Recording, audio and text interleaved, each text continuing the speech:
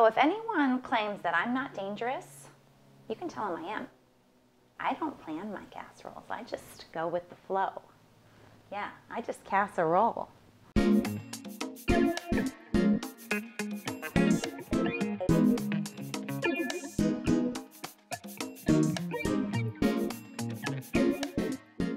Hi, Jody here from Central Illinois. Before we get started today, I just wanted to let you know that I had a little incident with the PTA. Instead of, gossiping and throwing mud and slander, I'm going to harness that energy. I'm going to use that heat and vinegar and anger and put it into a casserole. The spiciest casserole I have ever made, the ghost chili and mac casserole.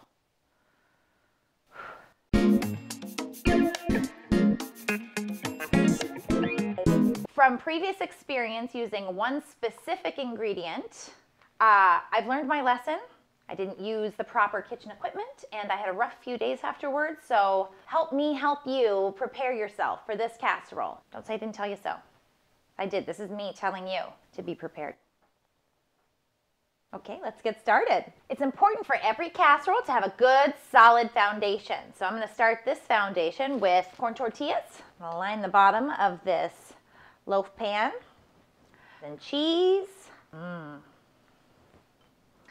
another corn tortilla, now a little quesadilla, if you will. Now someone just told me it's actually quesadilla, not quesadilla, which I had been saying for years, and no one corrected me. And correct people when they say something wrong. It's not quesadilla, quesadilla.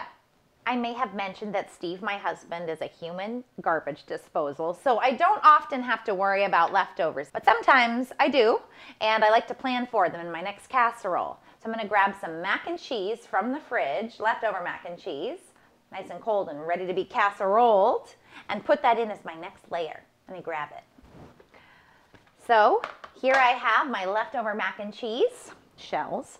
Now don't let these shells fool you. They may look very grown up, like someone made these from scratch. This is Kraft macaroni and cheese shells and powder. Now talk about taking a page from your childhood. I used to eat these every day, every summer when I was like 8. All that maltodextrin, I think it starts to build up in your system. But of course I didn't have the shells as a kid. I had the elbows, and if I was lucky, I got the spirals. Oh, I love the spirals. But now I've graduated everyone in our family to the shells.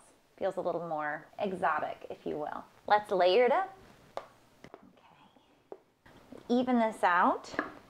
I really like using a narrow loaf pan as a casserole dish because you can really see the layers in there. You can keep track of where I'm at with the height and where I'm at in the casserole. I can just step back, see if I've forgotten, because I'm not using a recipe here, folks. No, I'm just making this all up in my head and going along. So if I get lost, then I just step back and look. Where am I? Jody's kitchen. Okay, everyone, it's about to get spicy in this kitchen. I'm coming in hot.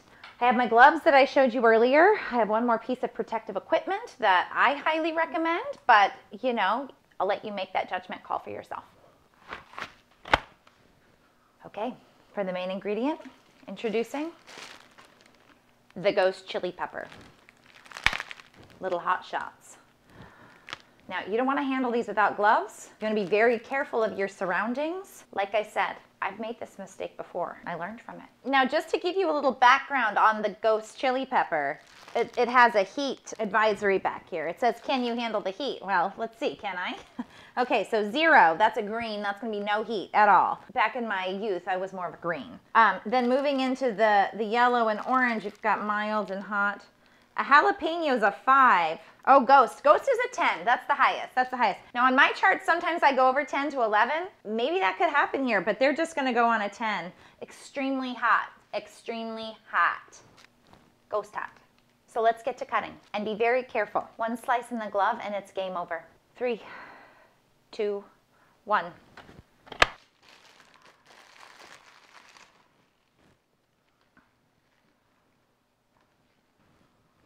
Now, if you want to up the ante, you can leave the seeds in your peppers. I might do that. I might be taking this casserole to the next PTA meeting. Whew, I'm getting real foggy. It's already getting spicy. Oh boy. I'm going to work quickly here. I'm going to go ahead and keep the seeds in here just in case, Sandra mentions something. Don't test me, Sandra. Okay, well, We're gonna do a layer of peppers here. Okay. Now for our next layer is canned chili with beans. Since I have my gloves on, I'm gonna go ahead and just smear this around. I love the smell of chili. What's next? Actually, there's a little something coming up that's gonna really seal this deal. A layer. Whew. Oh boy. Those fumes are still in the air. Now, speaking of ghost peppers, have you seen on the internet that those people will just eat a whole pepper in their mouth and they just put it in there? I mean, you think I'm a psychopath. That is some nutty behavior of maniacs. I'd like to see them eat this casserole. If you want to try this casserole, I will ship you a casserole straight to your doorstep. Not everybody can get ghost peppers. I couldn't get ghost peppers in my town. I had to order them. We have a very small supermarket. I'm lucky if I can find an orange bell pepper. I mean, they're hard to come by in central Illinois. Next ingredient, hot dogs. So I've already sliced my hot dogs. I've got some hot dog skin there that, ew. Does anybody ever eat the ends of the hot dogs? Because me personally, it's like the end of the bread, but worse. And I find them to be kind of gross. Kind of like a cat butt. When I eat it, I can't stop that image. That image just is in my head. But when it's in a casserole, nobody knows. Nobody knows that they're eating a little cat butt. And we've got one more layer here, folks. Are you ready? Fritos. Just gonna go ahead and layer this right up. The texture, I like a little bite of Frito and every bite of casserole.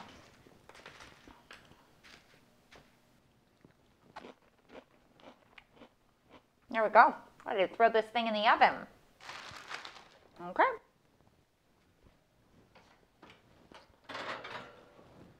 Now I just want to take a moment to thank you guys for tuning in, and I see those comments. I love what I'm hearing. I've gotten a couple of ideas that I'm working out in the kitchen, so stay tuned for those. And you know, you can send in things that are as wacky and wild and out there as you might think. They might be disgusting, they might be delicious, we'll never know. And you know what? It's not about the destination, it's about the journey. You know, actually, I'm gonna give you guys a good old-fashioned challenge. I want you to come up with an ingredient that you don't think can probably taste good, not even in a casserole where it's hidden. And I promise you, I will make it taste delicious. And you'll be making it for dinner for weeks to come. Maybe even years, maybe even decades. There was a time when somebody told me that Spam and Jell-O would not go together. You know what I did? I proved them wrong. All right, it's go time. Woo.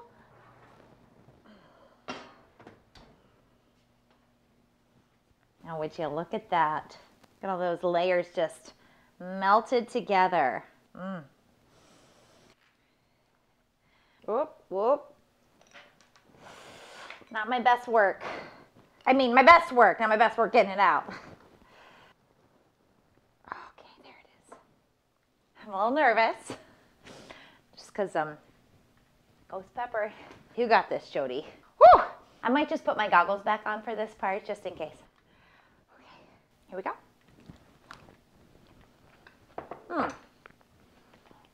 Oh, there's a pepper. Oh,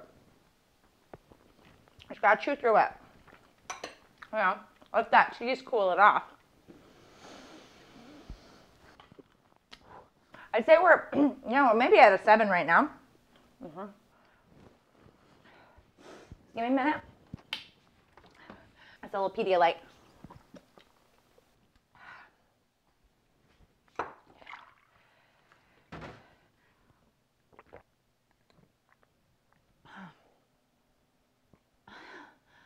I've heard there's an endorphin rush that comes after you eat a hot ghost pepper, but you know, I'm not there yet. I'm still in that initial pain zone, more like fire ants or maybe attacking my tongue. But I'm looking forward to the euphoria. Okay, let's see. Presentation. Presentation. I'm just gonna give this 2. It's pretty sloppy. It's definitely not. It's not my best work, not even close. Flavor, 12, all the way. I just, you know, the 2 and the 12, they kind of cancel each other out. Ooh, we're gonna have to be done with this one, but I'll see you next time. Steve? Steve, do we have any Tums?